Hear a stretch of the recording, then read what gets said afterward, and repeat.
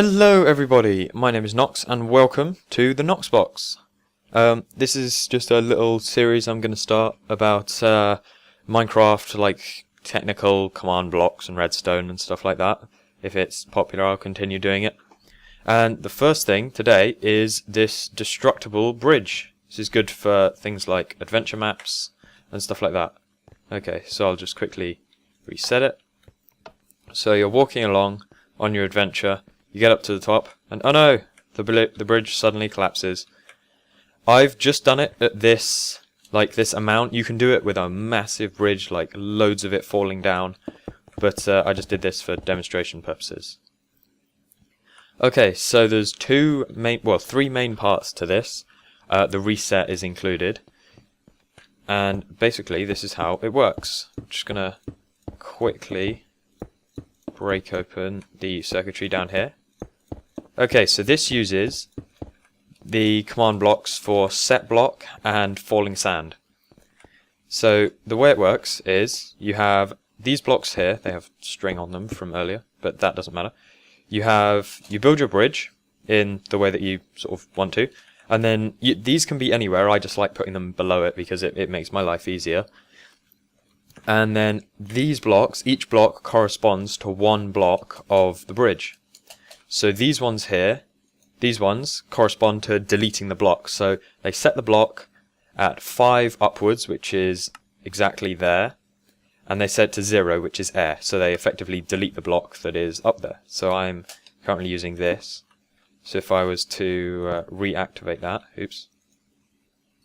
with another block of redstone, all the sand will fall, but it deletes the block, basically. So that is for all of these. All of these are literally just clones of each other. I just copy and pasted the code, placed down all the blocks, and just went copy paste, copy paste, copy paste into all of them.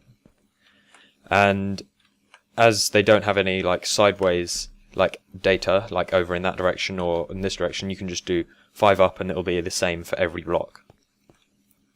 Right, now these blocks deal with the falling sand. I can put these underneath, but I prefer to put them off to the side so I can just get a nicer layout. Now these ones are again all exactly the same because they map exactly to these blocks. So this one, it just summons falling sand at this location, so 5 up and 3 this way, so 1, 2, 3 matches to this one, so this one and this one are the same block up there. And it changes the tile ID to 4, which is cobblestone, and the time to 1 so that the falling sand doesn't instantly disappear. It means it falls all the way. And all of these are exactly the same. See, this is -3 as well, so if it counts back 1, 2, 3 and matches up to this one. Okay, so all of this is triggered by just 2 lines of redstone. They will trigger adjacent blocks, so this one will trigger these 2 as well, and this one will trigger these 2 as well. And this is set up to get the procedural effect that you saw at the beginning, so the first 2 fall, then the second 2 fall. And so this is set off by a block of redstone. If you just activate a block of redstone here, they fall, these ones first and then these ones, just because it gives a nicer effect. And this is done, it just takes the power from the redstone block into a repeater which does 1 tick, and then a repeater which does 2 ticks. So these 8 blocks happen like 1 tick after these blocks, so you get that nice procedural falling effect. Okay, so that's the destruction of the bridge. At the moment I have to manually rebuild it every time, but I could do the same thing as with the air one as a different circuit so that it just resets all the blocks, but I couldn't really be bothered to do that right now. Okay, so now the trigger. The trigger is over here. I'm just going to leave that block there so it doesn't re-trigger again. So this is just a simple redstone clock. If I just disconnect it here, this basically is just a really simple clock. If I turn that off, and then when I give it power, I just flick it on and off, and it constantly pulses around the redstone repeaters. If I take that out, and it's basically constantly checking this block to test for @player, and then this coordinates is right here. So you just check your coordinates up in the corner, and they're just right here.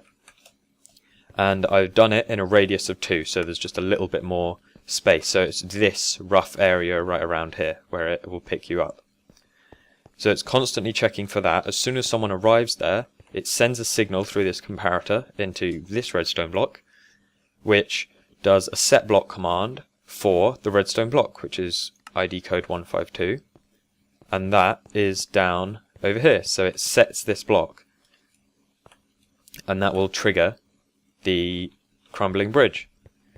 This finally is the reset. It's basically just exactly the same as the startup, except it just sets this block to be stone rather than redstone. You could set it to be A, you could set it to be anything as long as it doesn't give redstone power. So if I just press this button, you see this is turned to stone and the signal's reset. Now when I step in this area, that comparator will trip.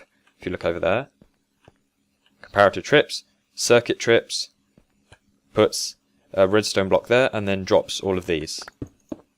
Now I'm just going to run it one more time. If I quickly replace all of these blocks, come down here, reset it, and I climb up here, when I get to here, it breaks it. Now you can time it differently by using repeaters with longer ticks. I could take this up to max and then replace the bridge, and it would happen later, and I'm probably going to fall down with the bridge at this point. Just reset it. I walk up here. There you go, it happened later. And you can use more repeaters to make it happen even later. Okay, the final little trick is, at the moment, the blocks land and they fall and they stay there on the ground. Now, there's a couple of ways of getting rid of that. You can add in, basically, things like redstone, and my favourite is string, will break falling sand when it lands. So you just look, you put down some string, and when it hits the ground, as you'll see here, it'll instantly break. So that just makes it easier. And you can put in an item code that stops it from dropping blocks, so they'll break and they won't drop any blocks that you can pick up. But I'm just keeping it so that it crumbles and then the rubble stays on the ground. So this is really, really good for adventure maps, as I showed in the very beginning. It can be used on larger scale. Also, I've got another large scale one over here, which I'll quickly do for you, which has a little bit of a, if you notice, a little bit of a pattern, so it looks a little bit nicer when it breaks, and it's larger and it's much higher up. If I just go over here, this doesn't have to be triggered with command blocks either. They can use trip wires or pressure plates. If you see, they all fell. I forgot to fill this in, but if I fill it in, it will delete it. So yeah, thank you for watching. There's more circuits and fancy stuff here later on, which may come in later episodes. So if you want to see anything in particular, I can try and figure it out and then show you. But for now, thank you for watching. Please rate, comment, subscribe. Is that a woman? That is a woman. Hello. Nice to meet you. Oh shit! Her head fell! Oh my god!